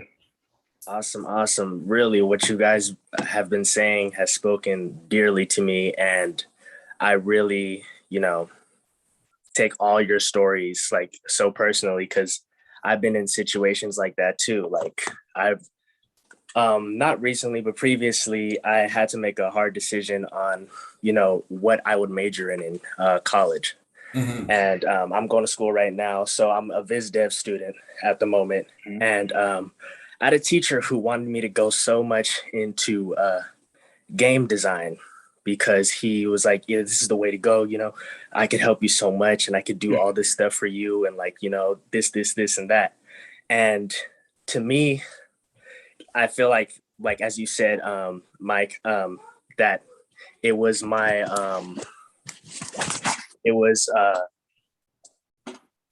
sorry about that. It was my like intuition, like my mind telling me, not my gut, that I should do this because this teacher is telling me to do that. When in reality, I came home, thought about it, and realized that it was my gut that was telling me not to do it. Like that I should, stick with Viz Dev, because why would I single myself out in only working on games or only showing that I majored in games when in Viz Dev I could work on the stuff that I love, like you said, like Marvel, Star Wars, and even my own creative stuff eventually. So that when you were talking about like to follow your gut instead of your mind, because your mind is always the first reaction, that really spoke to me personally. Yeah, totally. The way I think about the mind, because I think like my dad is super metaphorical, so I kind of take that for myself as well. But like a lot of it is like, I imagine the mind being the lady with the clipboard, with the glasses, walking through the library, telling you, shut up, don't do that. Don't stand on that ladder. Don't do that. Don't move there. Hey, move away from there. That's what your mind is meant to do, right? Yeah. And your gut will kind of lead, is speaking an unspoken truth a lot of the times. And most of the time we don't listen to it. So like, good on you for that, because I think a lot of it is in this career, a lot of your passion is going to take you to that place. Say when Miguel said, hey, I'm a good speaker, like he said he's a good speaker, right? Yeah, that's his ability. That's what he's known to do. But his passion for art is what's going to make him a professional, right? Yeah. Drive him forward.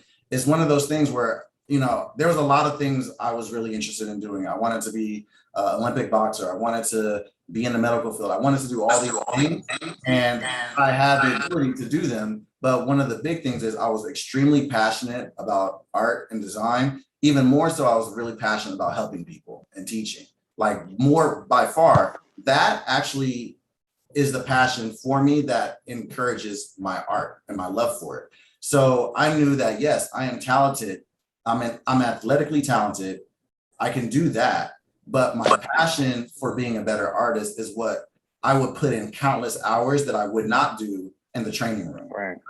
Yeah. So that passion is what's going to take you forward. Whatever you're passionate about, you're going to end up finding you will put time in to it for it, but also you will, even when you're tired, you're going to almost be thinking about it all day, all night.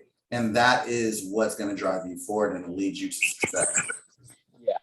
Well, thank you. Thank you so much for that. And then, Mikkel, thank you for answering my question, as that just ensured me, I made the right decision when I was put in that, because it was very like a timely situation. Like he came to me and was like, next day, switch over your major. So I showed me that I did the right thing in that situation. So thank you guys for that. Totally. You're welcome. Thanks for your question. I think someone mentioned earlier, I think one of the things that we need to talk about also is a lot of people listen to how something is said, not what is being said, right? Yeah. And so when it comes to who do you trust, do you listen to yourself, do you whatever, sometimes the message that you're supposed to receive is not covered in daisies, right? Sometimes it can be really rough and you're like, ooh, that hurt, but you take some time to listen to it and you move accordingly. Example, there was this one time I had a big artist, like at the time when I was a student, and he said, hey, you know what? I know that you're doing environments, but I actually think your characters are better. And he's like, with your characters, you should be working right now. And I was like, oh, it was actually John Park. He's amazing. And I'm not gonna lie, I almost cried, right? I was like, oh, John Park, right? But when he said that, I was like, well, he's someone who is where I want to be. He also has nothing to gain by giving me good advice, right? And so I took that and I started applying to like doing characters. Then, I wasn't getting jobs, whatever, but I started to see like movement. And I came to him again. I said, all right, John, look, I'm not getting any jobs. I literally asked, I said, give me the raw and uncut truth. I thought I was ready for it. Bruh, when I tell you, I was almost like, my heart, every word he said, my heart was like, like I was pretty much destroyed. My whole life, I was in a fog for about a week, but I was digesting the rich samples that he was delivering to me. So I was like, all right, cool, it's game time, right? And I started to move accordingly, and he was 100% right. Everything that he said was so on point. And I was like, damn. So a lot of it is also it's not always someone who's where you want to be, who is where you want to be, but a lot of the times you should look at it that way. It's like, is this someone who I look up to? Is this someone who is where I want to be in the future? Yeah. Does this person follow the pattern that I want? Right? A lot of it should be longevity. Yeah. And there's a lot of artists who have been in this industry for a long ass time. And if you really peep game, a lot of artists, they will hit a really high point really quick and then they'll fall off. But then when you look at the ones who have been steady, right? And they've been in the game for 15, 20 years, whatever, those are the ones you need to be looking at.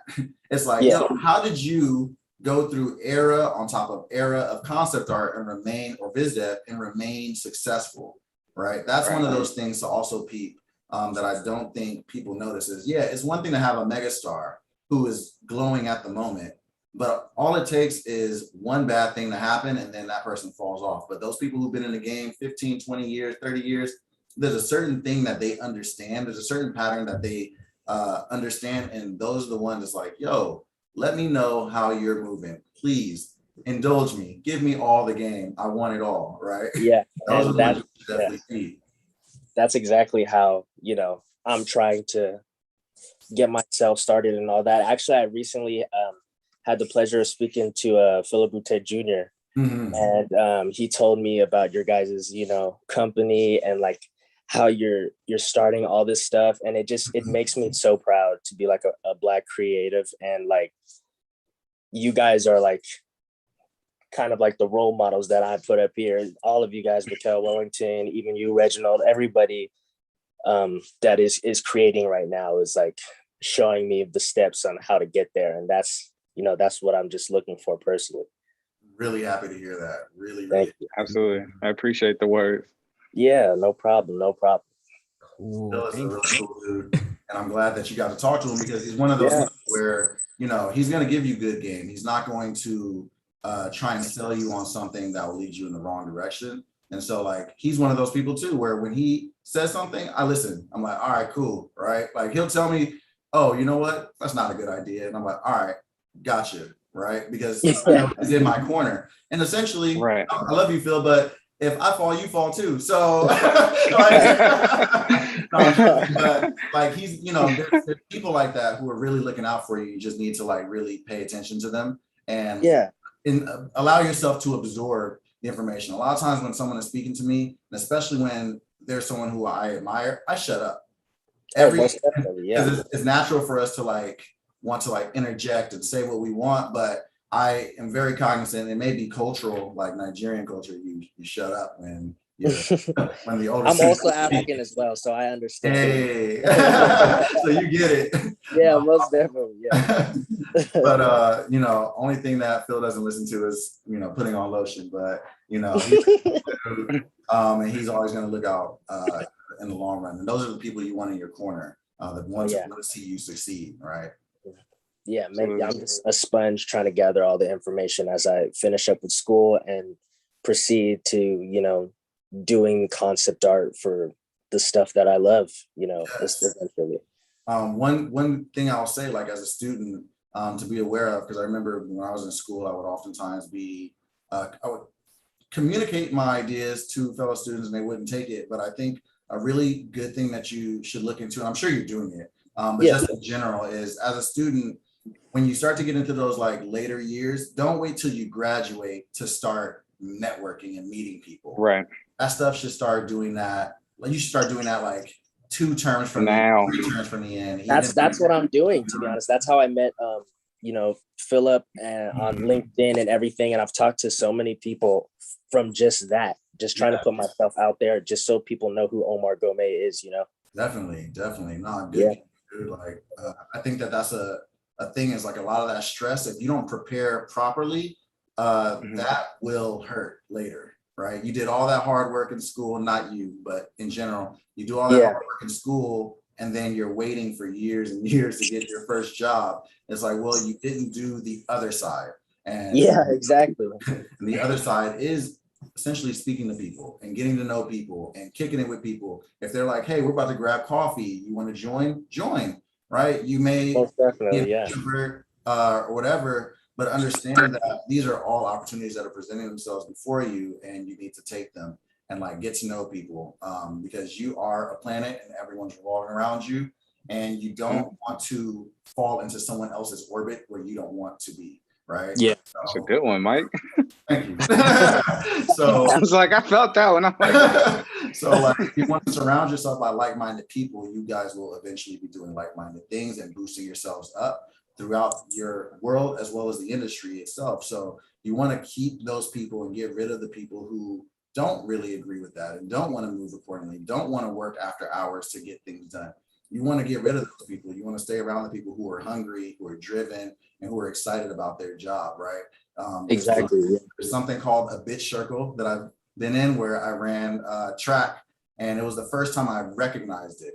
And I was, running track, and there was two sides of the team. A lot of times there was a team side of the team, they were always negative, right? And they would literally be in a circle. And they would just be like, man, I hate this. This is bullshit. We're not going to win. We're going to do this. And I literally peeped game. I looked around, and everyone's body language was all like defeated. Like their shoulders were slumping, their heads were down. And then I remember being like, hold up, this ain't me. And I left in the middle of all of the talk, and I went to the other side. And then that's what ended up happening was, eventually that side who was all in the bitch circle, they would always, sorry, your echo is kind of distracting me.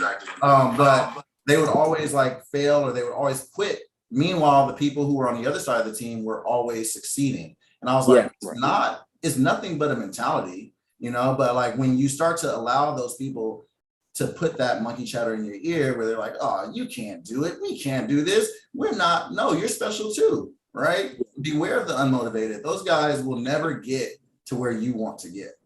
So beware of them and steer clear. That stuff that's poison.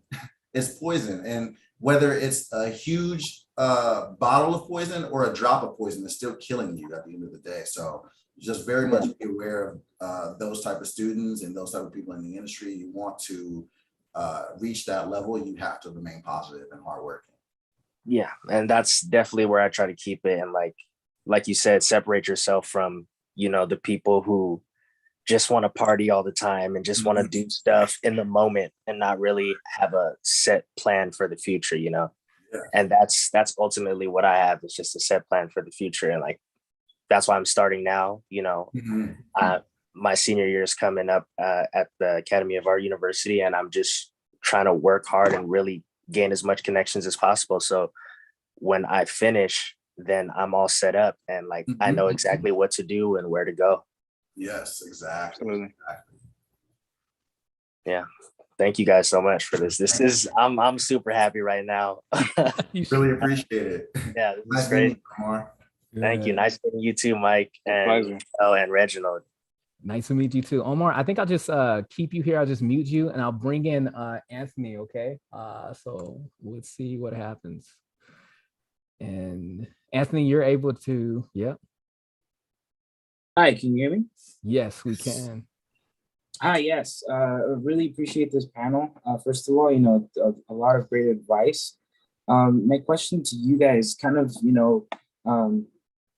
following up with the previous person is, I guess networking in a pandemic, we're in a time where, one-on-one actual meetups are least likely to happen. I graduated 2 years ago, and right after I graduated, I was going to all of the bar meetups where there were a lot of, meetups for different animation people, different artists. And now that kind of pretty much went away and it's all online. And I feel like the online experience, although great, because from your guys' perspective, I feel like you have a reach to more people.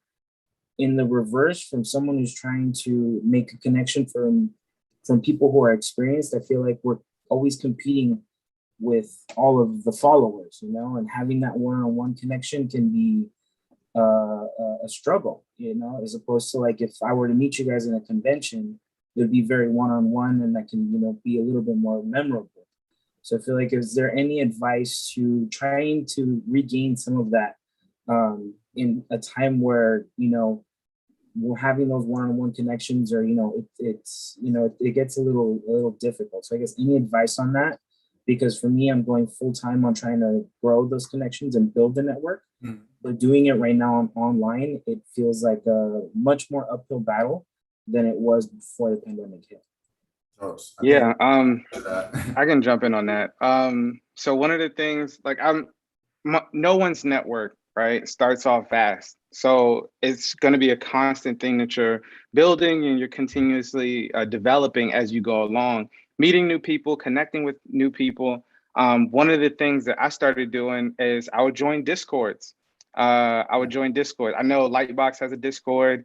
I believe 9B, we're going to bring a Discord to you guys. So I think joining communities in which you can connect with people that have similar interests, you'll find and start to develop those relationships as you would if you were at a conference and you're walking down the hall and you see someone that has an X-Men shirt on and you love Wolverine. So you start up a conversation. So I think there'll be different aspects and avenues that you can step into that space where you start to bridge those connections with different people. But for me, a lot of the times it was just cold messaging. It was reaching out to people who inspired me, or reaching out to people that, you know, I really enjoyed their work, or maybe I saw it on Instagram or something. They don't have to have, like, you know, a super crazy following or anything like that, but it was just of a genuine interest of wanting to connect. And regardless of, you know, some people are like super busy, some people have time to chat. But I think it's just the act of constantly putting yourself out there to connect with folks that will eventually lead you into the network space that you're looking to achieve. And even in the pandemic, like I said, when the pandemic was in the thick of things, I was reaching out to different folks within my company, and then ultimately it branched out to people who are outside of the company. You know, where I just wanted to learn more about them and learn more about their journey. And that led me on this path of just this vast network of people that I can now tap into and just, you know, just chat with about this common thing that we all love, which is animation. So I think you're going to have to, you know, there's times where you're going to have to feel like super uncomfortable. I remember one of my first events that I had gone to was an event at SIGGRAPH, and I was there. I didn't know anyone. You know, I remember walking into this event and I saw this group of guys that were all standing around. And when I was trying to think of ways to put myself in this space, I wanted to be a part of, you know, this space. I wanted to be a part of the conversation. And the only thing that I could think of to say to this group of guys was, yo, what kind of shoes are you wearing? And that was my end, right? And the guy looked at me and he could tell immediately that it wasn't from a genuine place. So he looked around at his friends and he's like, these are Vans. They're regular shoes. Like, who is this guy?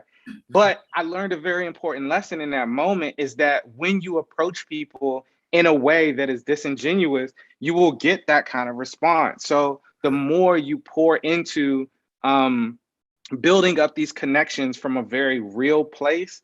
And like I said before, it's not just the Mikes and the Mikkels and whoever else that you want to connect with. It is, you know, your Omars. Like, it is the people that are next to you. It's the people that are within that space that you can still collaborate with and build up to a point where, you know, you guys are sharing in this process together. And I think Rory Ross just posted in the chat, there's a lunch club that you can join and check out. I'm not familiar with Lunch Club, but based on the conversation that I've seen on the side panel, is that, you know, it's a place where people can just go and connect with one another and learn more about each other. So I think that these are different tools that you can utilize to step into that space. And the more you're willing to put yourself out there, regardless of how you may feel, because sometimes it can feel like, oh, they don't want to talk to me, or, oh, they may not want to connect with me. I want you to just remember, a lot of times it's not personal. A lot of times it's like, this person may be really busy. This person may have like a really packed schedule. But at the end of the day, ultimately, as long as you're putting yourself out there consistently to connect with people and to connect with them for the right reason, you'll ultimately find your tribe and the folks that you're looking for. So Perfectly said. yeah. Yeah, I would like to add on that too, if that's okay. Sure. Yeah. So with me, I feel like LinkedIn and Zoom has been amazing during like the pandemic, because that's how I started connecting people was during this time. Like I remember last January I had like 30 connections on LinkedIn, and I just kept, adding people from my school, adding people who have similar, you know, motivations with me, and like people who are doing 3D modeling and people who are doing concept art and all that. And it just kept getting bigger and bigger. And I think right now I'm at like 1,500 just from connecting with everybody around the world and reaching out to people. Not only, it's good to do that because it shows that you have like, initiative, and shows that you want to get yourself out there. And even if people don't respond, that's okay, because it happens and you shouldn't be scared of that. And like, just try to, network yourself and get, calls going, whether it's on the phone or on Zoom. It all helps eventually. Yeah. Totally. And I want to riff off of something that Omar mentioned when it comes to sometimes you may reach out to people and they don't answer. That happened to me a million times, right? But the thing is to begin to understand, why are they not responding, right? And one of the things that I oftentimes find, say, for example, you want someone to look at your work, right? The do nots that I've seen is someone says, they'll send you a message and they say, hey, and it's like, all right, so I'm gonna respond, hey, and then they respond with something else, and it's like, okay, well, get to the point. Like, what is it that you want to see, right? And so one of the things that I would definitely, if it's something like, hey, can you look at my work and give me advice? I breaking it down into like one small paragraph. You'll notice that the more you say in that one paragraph, people will respond. So something I would say is, hey, I've looked at what you're doing. I admire it. This is where I want to be. Here's my portfolio, link in the description, whatever, right? And people will respond, because the more you're wasting their time, because a lot of the professionals are extremely busy. You have to understand that they don't oftentimes have time to answer a conversation per se, but they can actually answer a request, right? If you're like, hey, can you look at my work? Yeah, but make sure that all of that is in that first email, if that's what your intent is. It's it can be nerve-wracking when someone is messaging you over and over again and you're not understanding where this is leading to, right? So I forgot, I think Jamaro Kendry mentioned it, but I think it was like social tact, right? Where you're, or courtesy, right? Where if you know someone's super busy, understand that they're ultra busy, and the reason why they may not answer is because they don't have time for a conversation, but they do have time to give you a critique. And also, be appreciative once you get it, if that's the case. It always is a bad look where someone takes their time away from what they're doing to then respond to you, and then you just don't respond, or you say simply, okay. It's like, all right, well, now I feel empty for responding to you, right? So like, be aware of those little things. I think that that's something that I've learned over time, is like to make sure that my messages are short and sweet, get to the point, and then make sure that they understand that I'm very appreciative of their time. But that's just like a totally on the side thing that I just wanted to touch on, because I feel like that's also something that's not talked about enough. But leading back to what Anthony was saying, I feel like the thing with this season is that this is one of the best times to actually meet people, because you know where everyone is where they all are. They're in the house, right? And there are a lot of these cool apps that are kind of allowing people to like just join clubs or even create your own, right? Like at one point, I remember some friends were doing like lunchtime, or I think there's an app called it, but there's like doing lunch drawovers where people will like join these Zooms. There'll be a group of them, and they'll be like all just simply drawing on Zoom. I think things like that will kind of allow you to like start to create a network, and then say when someone trusts another person, they're like, oh, you know what? My friend Omar, he's really cool. Can I invite him to the next one? And then your network starts building and you keep on going. So I think that's another way of doing it. It's just like, you can either start your own and reach out to like one other person, and then you guys just do it, and then start to build around yourselves. And the people who you want to mess with, will remain, and the people you don't will probably drop off or just say, nah, I'm cool. Right. Cool. Okay, guys. Yeah, awesome. Thank you. Yeah, Anthony, good. Just letting you guys know, I know we went a little bit over, so we're gonna start wrapping this up. Okay. I'm like, I gotta. Yeah, okay. If you guys, I'm just gonna ask Mike and Mikkel, do you guys want to? We got one more person. We got Barry with his hand up. You guys want to try to get one more question in? You guys, how you guys? Yeah, we can get one more. Let's do it. All right. Okay, Barry, we're gonna bring you in. All right. What up, guys? You hear me? Yes. Barry, Yeah, we can. man. What's happening, man? I just want to say, first off, love to talk. You guys are very inspirational in your own right. A lot of great talks here. Two, Mike, we're gonna need you to start teaching soon because them Star Wars costume designs are too crispy. And I'm tired of it. I appreciate I've had enough of you. Thanks, bro. And the last thing, can you guys speak to more of the managing of the social aspect when it comes to an art career? Because I know for me, as someone who's trying to switch careers, managing relationships, managing family, stuff like that can be very rough and very hard. And I know for me, those type of things can really affect how my day with art goes. You know what I mean? So I feel like, especially for a lot of us who are like in our 30s and stuff, we're trying to manage different things. You know, can you speak more to that and maybe your trouble with that, maybe your triumph with that, and following your intuition in those aspects? Because you can't bring everybody with you on this journey, unfortunately. 100%. And it's really hard to make those decisions when you're trying so hard to focus and really to hustle and grind and make things happen. So if you could speak more to that. Yeah, I think one of the things that that we have to do when it comes to family or any kind of outside influences, as it starts to encroach or take on the same space as our creative endeavors, we have to like really set up some serious boundaries, you know, setting up boundaries where it's like, okay, at the beginning of the day, regardless of what happens, I'm going to commit an hour to doing this. Now, if you have a family, you have kids, whether that's before they wake up or after they go to bed, it's a dedicated amount of time to commit to this. And it doesn't have to be, you know, a really long endeavor. You don't have to complete a painting or a model or an animation or anything within that space.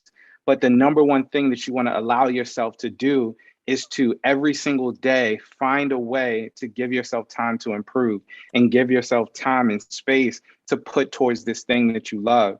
So, you know, for me, I've always had, you know, the instance where it's like, man, I want to do so many different things, but I also want to make sure that I spend time to create. And at a given point, I had to make sure that when 9 o'clock rolled around, that was it. I was doing art. I was going to commit myself to sculpting for an hour, and I was going to focus on that solely. I would shut everything else off around me, whether that was text messages that were coming through, whether that was my phone that had to be silenced. Whatever the case, I made sure that the boundary was set, is that this time was for me. And this is the time that I was using to grow and evolve within this space. So I think there's going to be different things that are going to come up to challenge that for you as we all experience and as we all go through. But ultimately, you have to find the time within your 24-hour window to commit to this craft, to commit to doing this thing. And like I said, sometimes we'll find like, oh man, I couldn't commit an hour today, or I couldn't commit, 30 minutes today, but I was able to put 15 minutes in, and 15 minutes is more than nothing. So the more that you put into that space, the more that you create these boundaries for things that you want to achieve and the aspects of these skills that you want to improve on, then the better it will get. And then 6 months, a year from now, you've put in months of time into this thing. You've put in hours and hours into this craft, where previously there's this sense that you haven't put anything into it. And it doesn't have to be an all or nothing type of situation. So the more that you put into it, the more that you set boundaries specifically for your time and specifically for time that you spent with loved ones, is very, very important. So 100%. Just to riff off of that, just doing a lot of riffing today. A lot of it comes down to your momentum as well, right? There used to be a saying when we would, work out with some people in the gym where they say, you never regret the time you spend in the gym. You regret the day you did not spend in the gym, right? So there's times where you're tired, you're exhausted, all the things. But oftentimes when you're feeling tired, even though you might only do 5 minutes, you still feel like you got something done, as opposed to simply not going. And then you're like, damn, I should have went yesterday. So a lot of that happens in the sense of art, where you start to build that momentum, and you're doing it for just like 5 minutes, 10 minutes. It's kind of like starting on a blank page, right? Watching or seeing that blank page is going to terrify you. But when you start to do it regularly, you want to keep doing it. You want to see the piece finished. The same thing goes with the boundaries thing. Is I used to have it used to be such a struggle to tell people no. And eventually I just got to a point where I was like, you know what? I'm gonna just not answer my phone for this time. Right. And so for me, it used to be from 6 to 12. 6 to 12 a.m. I don't answer my phone. Now I have to for business reasons, but a lot of times it was just like, my phone is off from this time. And unfortunately, if you're dying, I can't help you right now. I'm focusing on my work. Because a lot of times it comes down to, when if you don't succeed, who is going to catch you, right? You have to catch you. So that's the way I see it, is that, sometimes things come down to how badly do you want it? And, your real friends will understand, like Reggie, Brandon. I have a lot of people who, when I went on that journey, they totally understood, and I couldn't be at everything. I couldn't talk to them all the time as much as I wanted to, but they stuck around, right? And eventually they also do the same thing. So it also helped them too. And then there's people who just want to take you away from what you're trying to do. And unfortunately, those people may not be the ones for you. Not talking about family, but just people in general. When it comes to jobs, a lot of the times you have to do those jobs, right? But at the end of the day, it's almost like a weird training thing, because I used to have to do that too. I was working at customs and TSA and whatever, and I would stay up late at night to just do an hour or two of art. It would be like 2, 3 in the morning when I would get off, and then I'm like, all right, I at least got to do 1 hour. And then what would happen, I started to do it more and more and more, to where I was like, you know what, I can't have a plan B. And I cut my plan B, which was my backup job. But luckily, once I did that, I was the happiest I've ever been. I did the most work I ever did. And then I also got to advance in my career. So sometimes it is cutting off those ties. Sometimes it may be just putting up the boundaries and saying, hey, you know what, I'll get to you when I get to you. But you have to definitely keep your eye on the prize in that sense. Yep, I agree, man. I've had to do a lot of those things. And I know for me, I set aside time, even if I'm busy with work, to at least sketch a page a day, and that's front and back on a white sheet of paper. Because something I learned at Brainstorm, they always have you give these plain white sheets of paper and just fill this thing up. And so that's typically what I do right now. But when I get to bigger stuff, I sit down and be able to concentrate for a couple hours. So yeah, I just wanted to hear you guys' experiences on that and stuff, because going through all this bull crap. So yeah. We appreciate the question. Make sure you put your IG tag in the comments. Yeah. See your stuff. Your stuff is dope. Appreciate you, man. I'm coming for you, Mike. I'm coming for you. I'm gonna keep running. Mike did run track, so I did run track. He's pretty ain't bad. nothing to me. Man, Cool. meters. All right. Cool. Okay. Yeah, it's about 2:55. So man, Mike, Mikhail, again, all you guys that are joining with us, man, you guys, thanks for coming through. Mike, Mikhail, is there anything y'all want to leave the people with? Any goodness, any of the last goodies for them? I don't know. I feel like Mikhail is really good at landing that final. So I'll leave it to him. I would say that regardless of where you are in life right now, right, there's always an opportunity to achieve the things that you've always wanted to do. Set your intent, follow through that intent with work and with your work ethic, and then constantly build on the things that you know will ultimately get you to where you want to be. None of us starts off in this position. Myself, Mike, Reggie, none of us did. But it's something that we constantly worked for because we saw it in our heads and then we execute it in our actions. So if I can leave anything with you all today, it is follow your intuition. Your intuition will tell you that it's possible and that you're capable, and everything that you guys want, you guys and gals, everything that you all want out of life is 100% achievable. And I cannot wait to see what you do. We can't wait to see what you do. And we're looking forward to the opportunity to seeing your work and, you know, connecting with you all in the future. So keep your head up, stay focused, continue to work, set boundaries for yourself, and you'll ultimately get to where you want to be.